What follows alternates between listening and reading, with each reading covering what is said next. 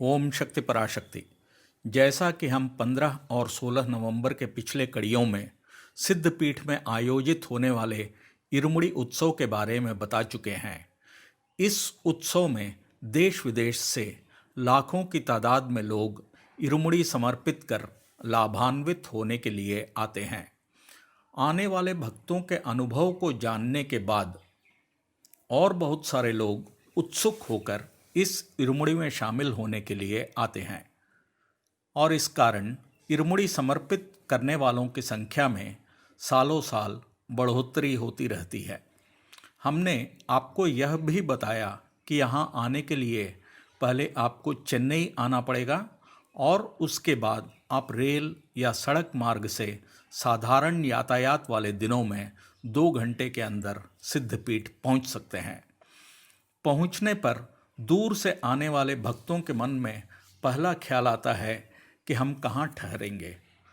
आने वाले भक्तों के लिए हर प्रकार के कमरों की व्यवस्था की गई है। हर जगह स्वच्छ जल उपलब्धि के उत्तम व्यवस्था है। मेलमरुवतूर सिद्धपीठ के सारे परिसर में शुद्धता और स्वच्छता को बहुत ही महत्व दिया जाता है।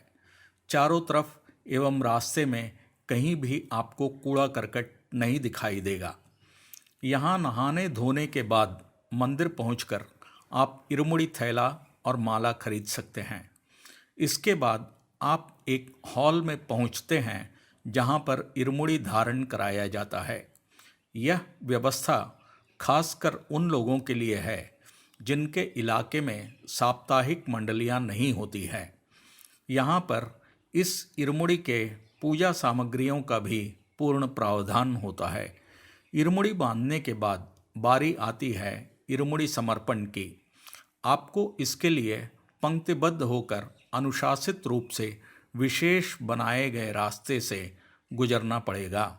जैसा कि हम बता चुके हैं, जितना वक्त लगेगा और कितना चलना पड़ेगा यह उस दिन के भीड़ पर निर्भर करता है। अब आप जब चल रहे होते हैं, जगह जगह पीने के पानी और छोटे बच्चों के लिए बिस्कुट वगैरह की व्यवस्था होती है। किसी भी परिस्थिति से निपटने के लिए थोड़ी थोड़ी दूरी पर प्राथमिक उपचार केंद्र बने हुए होते हैं। इसमें रोज़मर्रा की ज़रूरत की दवाओं की उपलब्धि होती है, जिसमें सर दर्द, बदन दर्द, सामान्य ज्वर या खांसी की दवा, ग्लूकोज इत्यादि प्रशिक्षित चिकित्सकों की मौजूदगी में उपलब्ध कराए जाते हैं। यह सब अम्मा के द्वारा दिए गए निर्देश के अंतर्गत मुफ्त में उपलब्ध कराए जाते हैं। मंदिर से कुछ ही दूरी पर एक भव्य अस्पताल बना हुआ है। इस जगह हम यहाँ बताते हुए गौरवान्वित महसूस कर रहे हैं कि इसमें आसपास के गांव से हर दिन करीब 500 से अधिक लोग आते हैं, जिनका परीक्षण और उसके बाद दवा वितरण मुफ्त में की जाती है। इसके बाद जब आप आगे बढ़ते हुए चलते हैं तो यदि उस दिन भीड़ अधिक होती है तो रास्ते में बने प्रतीक्षा कक्षाओं में आपको थोड़ी देर के लिए बैठा दिया जाता है। पूरी यात्रा में आप ओम शक्ति पराशक्ति का उद्घोष करते हुए मन को शांत अवस्था में रख कर चलते रहते हैं। इसके बाद आता है इरुमुड़ी के बंधन को खोलने का स्थान। यहाँ पर आपके सहायतार्थ बहुत सारे सेवक लगे हुए होते हैं, पर गांठ तो आपको ही खोलना होता है।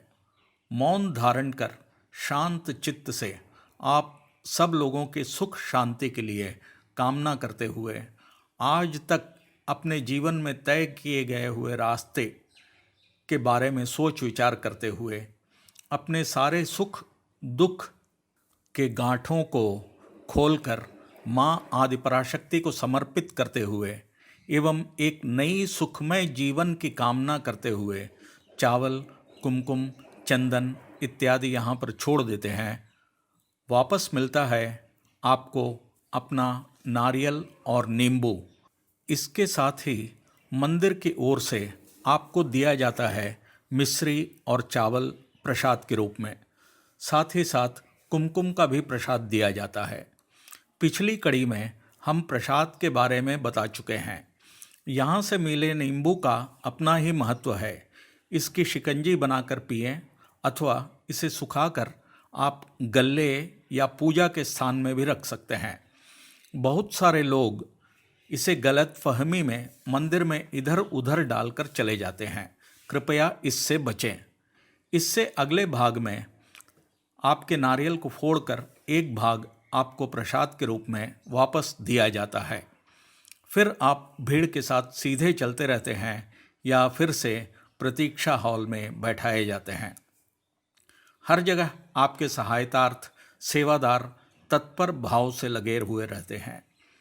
इसके बाद मंदिर का अंतः प्रांगण शुरू हो जाता है। आपको सेवादारों की तरफ से बताया जाता है कि आप माला खोलकर हाथ में ले लें, अभिषेक के लिए तैयार हो जाएं और साथ ही दूसरी जरूरी तैयारियां भी कर लें। आपको एक विशेष निर्मित मार्ग से गर्भगृह की ओर अग्रसर कराया जाता है। आपसे निवेदन किया जाता है कि आप शांति के साथ चलते हुए माता के दर्शन करते हुए आगे आइए और निर्देशित स्थान पर माला हाथ में लेकर अभिषेक संपन्न करें। अभिषेक जल स्वयंभू पर गिरता हुआ आप देख सकते हैं और साथ ही सामने माता रानी के भी दर्शन हो जाते हैं। आगे निकलते ही तुरंत अपने माला को अपने गले में डाल लें। इसके बाद आप अन्नदान कक्ष जाकर भरपेट प्रसाद ग्रहण कर सकते हैं। अन्नदान कक्ष तक जाने के लिए न चलने सकने वालों के लिए बस की भी व्यवस्था की गई होती है।